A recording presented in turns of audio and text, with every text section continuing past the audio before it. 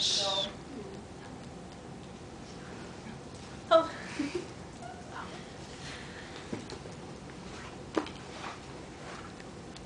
Men are the providers and women are the caretakers, right?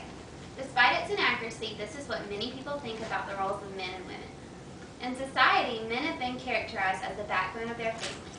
They are the ones with the better, higher-paying jobs and the ones who keep the food on the table. Women are seen as the lesser educated with lower-paying jobs. They need the men to provide for them in order for survival.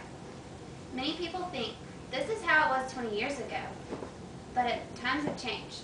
Women are more powerful and higher educated so that they can take care of themselves. Research has shown that from early decades, women were instantly appointed to positions of the minority group.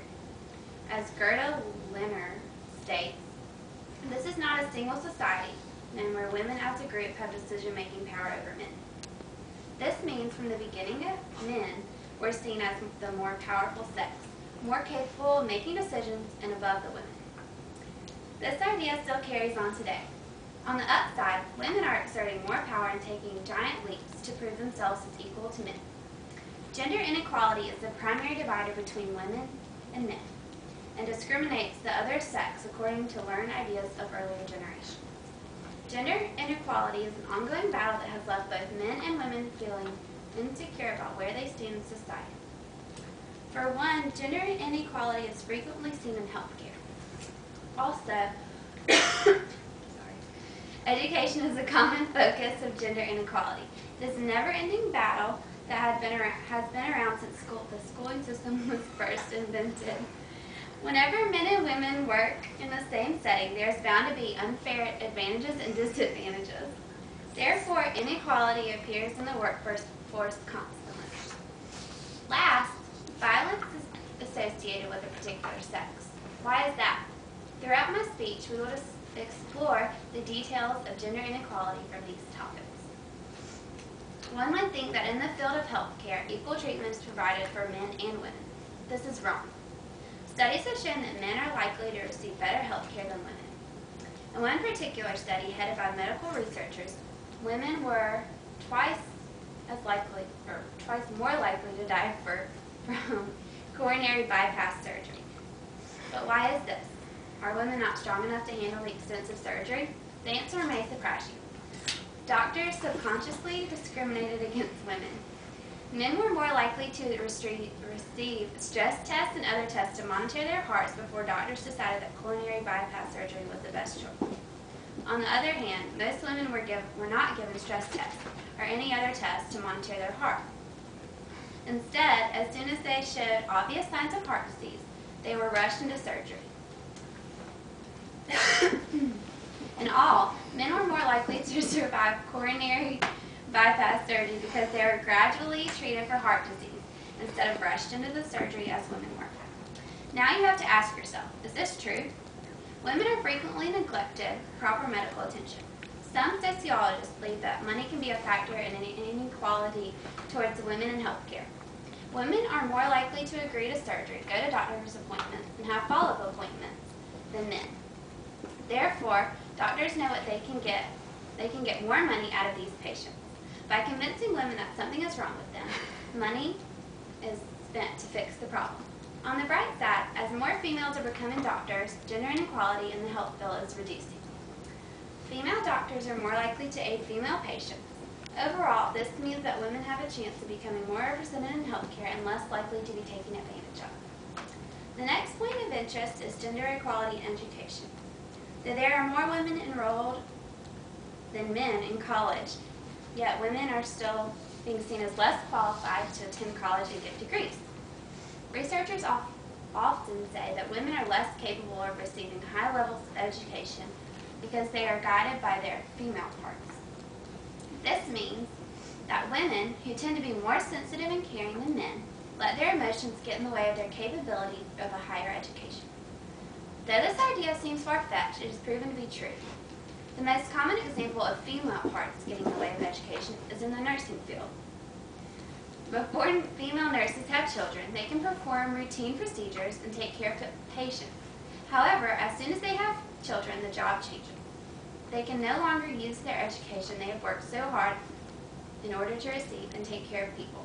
It becomes too personal. They begin to think about, what if this was my child? Another problem with inequality in education is that throughout the years, stereotypes have been placed on what kind of jobs men and women should have. Men are supposed to have jobs as doctors, lawyers, construction men, pilots, and so on. Women are supposed to take careers in nursing, secretaries, teachers, and flight attendants. Why should men and women be limited to these careers? In society, we have absent-mindedly categorized the importance of jobs.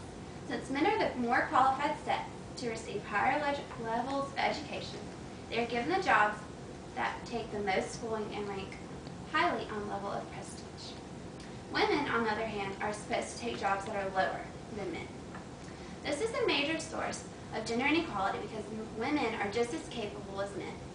Everyone has the ability to choose what career they would like to take, and discriminating towards the opposite sex is not right. Not only does gender appear in the field of education, but it also appears in the workforce. Studies have shown that men and women who have the same jobs at the same company are not paid equally. Any ideas on who is getting cheated? You probably guessed it, women. Men, on average, make more than women. Though they have the same job as women, their salaries are usually higher. In some cases, women who have the same qualifications as men for the same exact job are still paid less. The obvious knowledge that men are paid higher than women is called gender gap. This is a common recurring factor that every workplace deals with. One reason that men may be getting paid more is because they negotiate for higher salaries. Women, on the other hand, just take the job that's given to them. Another controversial argument for why women are paid less has to do with glass ceiling. This term states that women are less likely to be capable of leadership. Since women are seen as followers to the men, they are not competent at being leaders to their company. Also, women are less likely to have mentors to guide them and make them the best they can at their job. Men are likely to team up with older, well-established people in the company and start learning the ropes right off the bat. Though gender equality is clearly apparent in the workforce, not much is being done about it. Both men and women should take a stand in the importance of equality in the workforce. Lastly, violence is a major source of gender inequality that is becoming more and more important. Men are more likely to be arrested, questioned, and expected of committing a crime. Research has proven that men are more likely to cause a crime. One reason for this could be higher testosterone levels in men. Studies have shown that higher testosterone levels cause men to have rage and become more aggressive. When men are convicted of crimes, they are more likely to receive harsher punishments and are frequently given jail time. On the other hand, when women are convicted of crimes, they serve little to no jail time and have less punishment. Judges are also more lenient to women when hearing their cases. When judges hear cases of domestic violence, the man is almost always charged of it. Overall, gender inequality even reaches the justice system, which furthermore concludes that action should be taken to eliminate it altogether.